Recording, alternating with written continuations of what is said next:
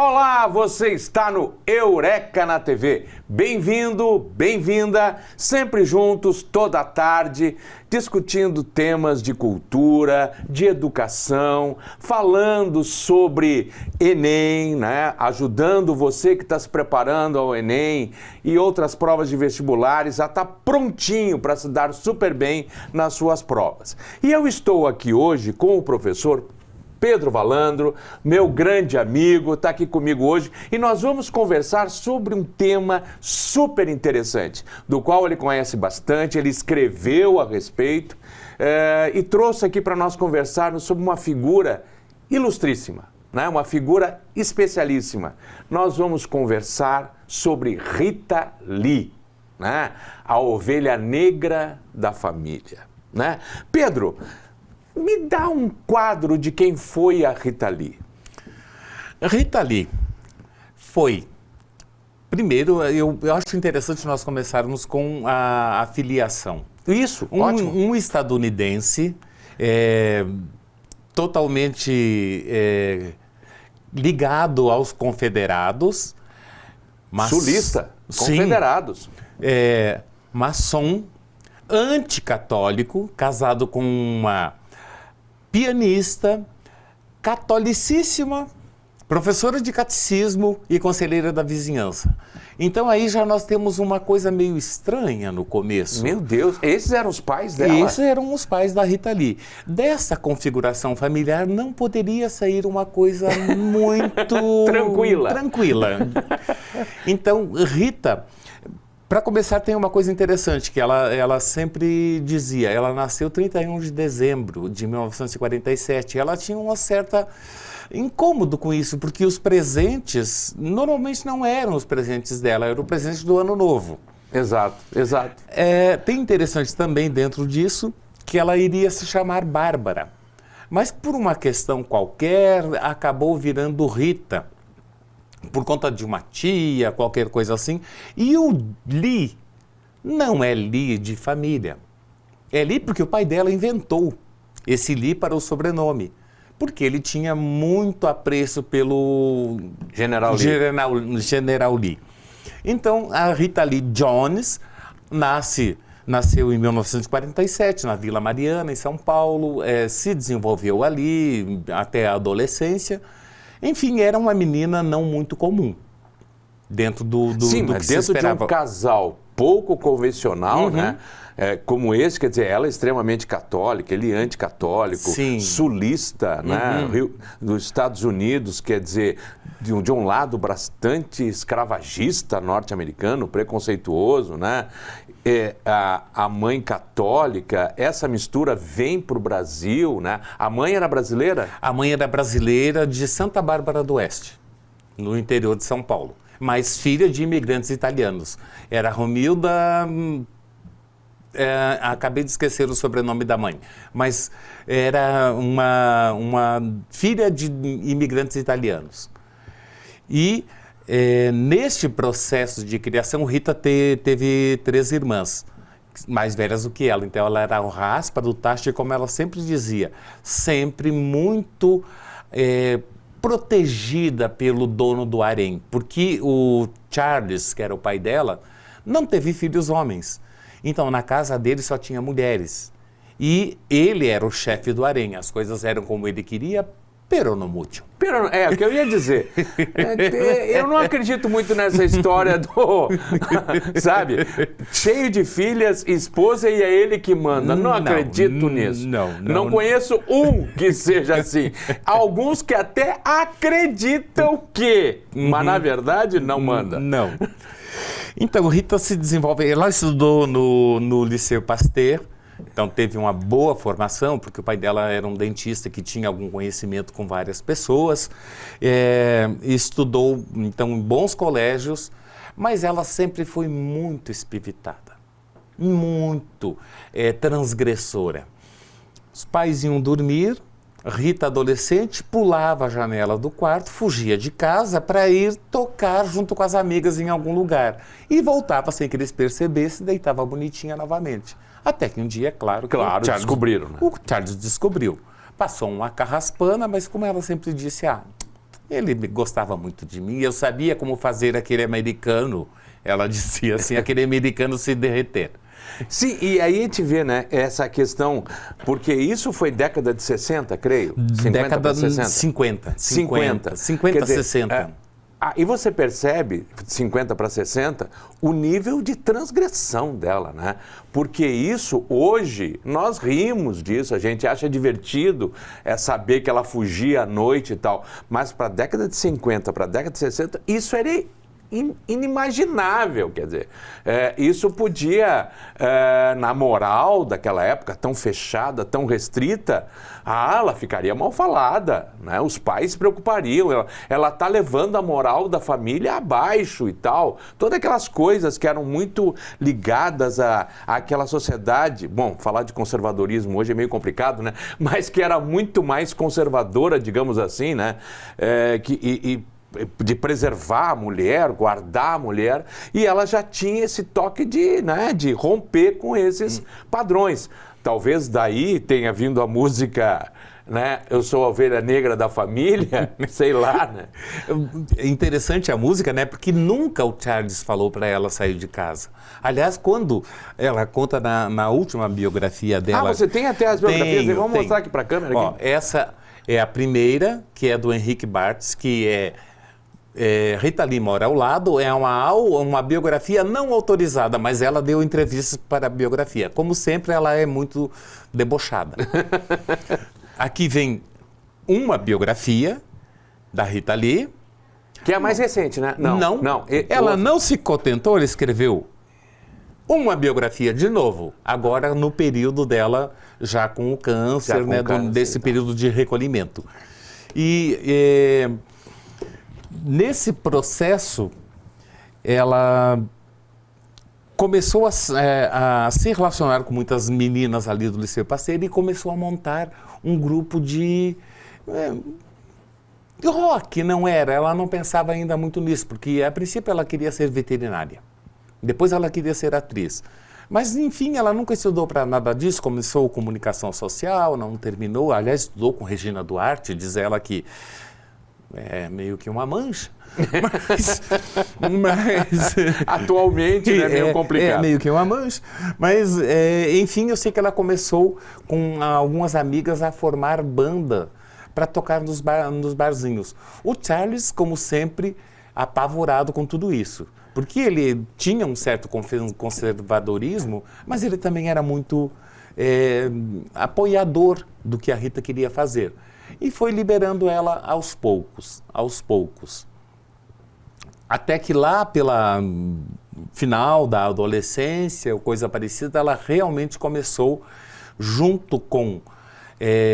já havia formado vários grupos, mas eles nunca permaneciam. Até que, por fim, de todos esses grupos que saíram, acabou aparecendo Os Mutantes. Nós temos uma imagem ali. Coloca a imagem para nós aí, nosso diretor Eduardo. Por favor. Ali. Temos essa imagem, então, ela faz uma alusão ao ingresso dos Mutantes, Rita Lee e todo o tropicalismo. O tropicalismo foi aquela vertente musical, movimento que revolucionou a música popular brasileira naquele período. E ela fez parte desse movimento, porque junto com...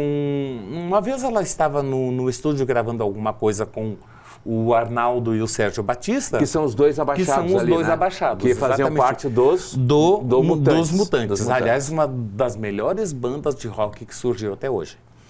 E ela estava com eles fazendo uma gravação, encontraram Nana Caymmi, e Nana Caymmi, casada com Gil, apresentou eles para o Gil. E Gil convidou eles para ir no próximo festival da Record, que naquele tempo tinha aqueles festivais. Sim, aqueles grandes festivais. Isso, que era de 67.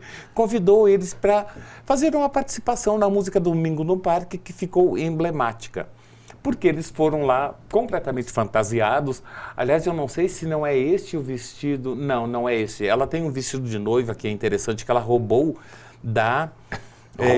ela roubou da... Meu Deus, esqueci o nome da Leila Diniz? Leila Diniz. Que ela cita. A Leila Diniz fazia Que foi a primeira a andar grávida, né? Mostrando a barriga claro, numa praia de Copacabana, nossa, né? O que era inadmissível nossa, na aquilo época. era inadmissível.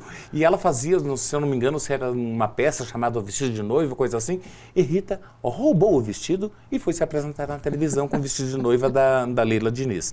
Que nunca mais ela devolveu também. Também nunca mais devolveu. Aliás, ela tinha umas coisas interessantes. Ela gostava de vez em quando de afanar algumas coisas. Isso, tem que dizer que numa viagem a Londres, ela foi numa loja muito famosa que tinha umas botas muito bonitas, de cano alto. Ela chega lá, experimenta, pede para experimentar a bota, calça e sai. A moça atrás dela e ela correndo... Não devolveu até hoje, ela disse que ainda estava lá dentro dos arquivos dela. Mas voltando então voltando, vamos só dar um minutinho, uns 2, 3 minutinhos para o pessoal tomar uma aguinha, né? Fazer um xixizinho amigo, que é importante também. Estamos aqui, volte logo, temos mais coisas para conversar com você a respeito dessa figura incrível chamada Rita Lee. Até daqui a pouco.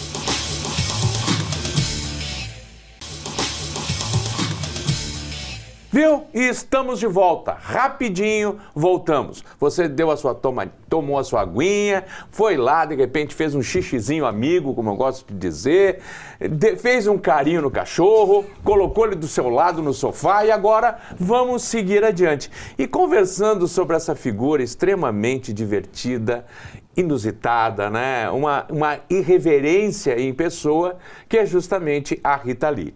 E você estava nos falando, né, aqui o professor Pedro falando comigo, especialista em Rita Lee, nos falando justamente a respeito de um certo costumezinho que ela tinha de dar umas afanadas, às vezes, nas coisas que ela se interessava. Sempre que possível, então, ela dava essas afanadas. Mas eu queria voltar para o nome do grupo. Opa, vamos lá. O nome do grupo foi batizado por Rony Von. Rony Von? O Rony Von, que fazia aquele meu bem com cabelo. Isso, o príncipe. Procure na internet. O príncipe. Não, e ainda existe hoje fazendo alguns programas de manhã na televisão. Eu não vi isso, né? Me contaram, porque não é da minha época. Eu também não vi. Claro que não. Não. Mas, enfim, ele batizou o grupo porque eles não sabiam que nome dar. Ele estava lendo um livro que tinha alguma coisa sobre mutantes. Vai ser os mutantes. Eles acharam ótimo, porque daí dava para ser mais irreverente do que eles gostariam a princípio com o que eles estavam colocando ali. Eu penso que o grande aparecimento deles realmente foi com Gilberto Gil, onde, aliás, lembrando que os mutantes, todos eles eram multi-instrumentistas, inclusive a Rita, né? Ela não era uma pessoa que não sabia música, sabia sim, ela estudou com Madalena Talhaferro, que era uma das grandes professoras de piano de São Paulo. Que ela também tocava violão, não é? Ela tocava violão, flauta, banjo, ela tocava... Quer dizer, a música estava na veia, literalmente. A música estava na veia. Ela tocava em casa já antes de começar a fazer qualquer coisa. Então ela era, nesse sentido também, quem sabe eu desvio um pouco, mas eu queria chamar a atenção para uma mulher... Não, nós estamos conversando que quebrou padrões num sentido. Nunca tinha tido uma mulher no rock and roll. E aí Rita rompe essa barreira. Dificilmente haviam mulheres compositoras, letristas e musicistas compositoras. Ela também rompe essa barreira. Dificilmente as mulheres ou as letras de músicas tinham uma visão feminina, traziam essa visão feminina e Rita Lee entra com tudo a respeito disso, colocando esse feminino, como ela dizia, para fazer rock tem que ter saco, mas tem que ter útero acima de tudo. E até eu queria... Vamos para a imagem seguinte ali. Você está falando do feminino, né? Aqui ela, num programa, não sei muito bem qual... Era fotos promocionais para algum tipo de disco, alguma coisa assim. Agora vamos para a seguinte, eu acho que é na seguinte que nós... Aí, aqui. Você estava falando do feminino... E essa representação do feminino que, lamentavelmente, conecta com a bruxa, né? Sim. Quer dizer, a bruxa vem todo aquele conhecimento ancestral da mulher, que também traz uma afirmação em relação à cultura que a mulher tem, né? E a sensibilidade que a mulher tem, que vai muito além do homem, né? Uhum. Quando o homem, eu acho que o homem quis rotular a mulher como bruxa, ele não se deu conta do quanto havia do intuitivo da mulher naquela percepção, né? E também eu penso que quando... aliás, tem uma música que ela com o Paulo Coelho fizeram para ela mesma, que chama Bruxa Amarela. Que eu não vou declamar aqui, porque ela não pode... Não pode. Aliás, censura foi o que mais a Rita teve. De vez em quando ela tinha que, no período ditatorial, tinha que estar lá junto a dona Solange, como todo mundo que é daquele tempo conhece, sabia quem era, ela chamava Dona Sol. Ela sempre ia conversar com a Dona Sol de vez em quando para poder liberar músicas. E diz que a Dona Sol era tão inteligente que ela mudava, trocava de lugar alguma palavra e passava. Deus do Tudo céu. bem.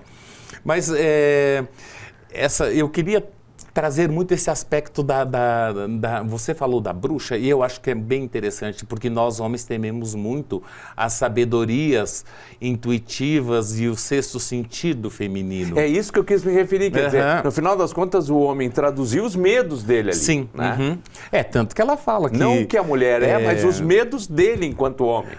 Tanto que ela fala numa das músicas dela, as duas faces de Eva, a bela e a fera, e um sexto sentido de quem nada quer. É como a mulher se coloca às vezes, dá a impressão que tá de boa, né? Mas uma das coisas também que tem muito presente na vida de Rita desde muito cedo é a imersão dela no mundo das drogas. Sim. Né? Isso, ela depois agora nessa última biografia, quando ela já está mais velha e limpa há muito tempo, ela diz o quanto isso foi importante para poder dar os starts, ficar na chapação, como ela dizia, poder criar, mas também o quanto foi ruim.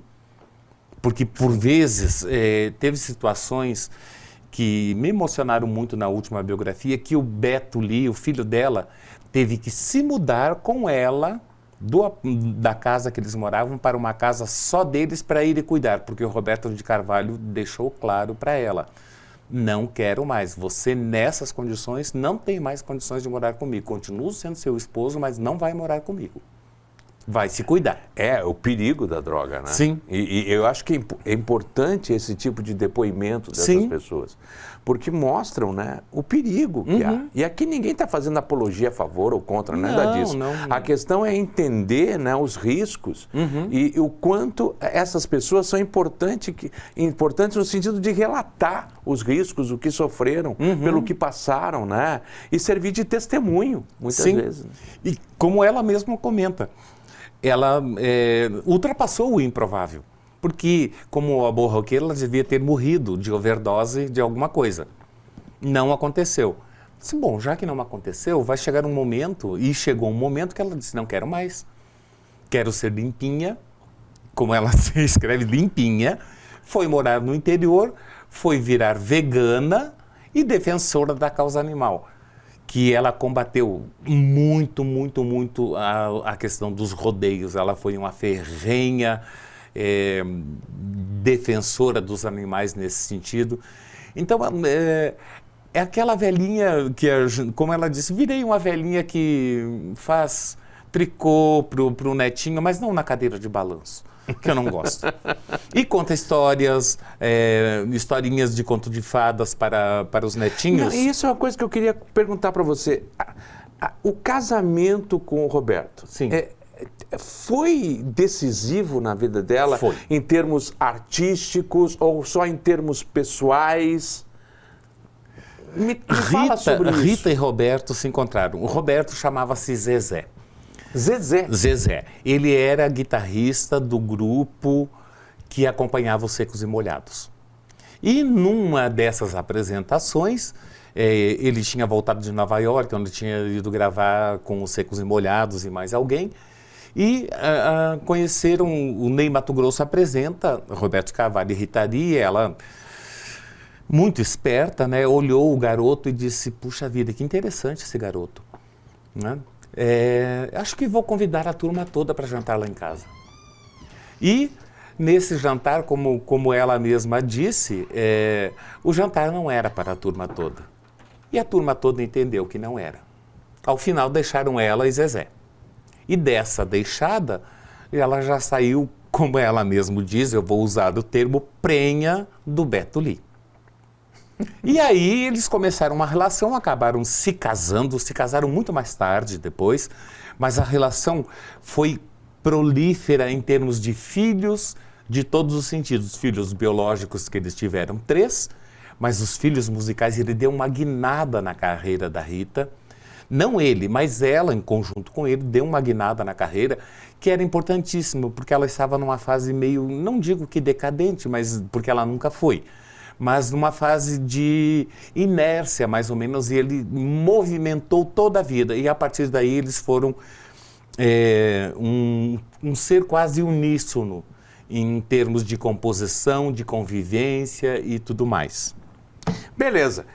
Pessoal, espero que vocês tenham gostado dessa nossa conversa. Já vai ficar aqui um convite para o professor Pedro voltar para a gente continuar conversando sobre ela, porque tem muito assunto a respeito da Rita Lee para a gente continuar discutindo, batendo papo e as pessoas conhecendo essa figura incrível que foi a Rita Lee. Pena o nosso tempo, já foi, mas foi delicioso. Espero que você tenha gostado. Pedro, muito obrigado por ter estado aqui. Obrigado também. Vamos voltar, fica o compromisso da gente voltar e voltarmos com essa conversa a respeito da Rita Lee e, por que não, movimento musical no Brasil nesse período também, que é extremamente interessante. Um abraço, até a próxima vez. Tchau, tchau.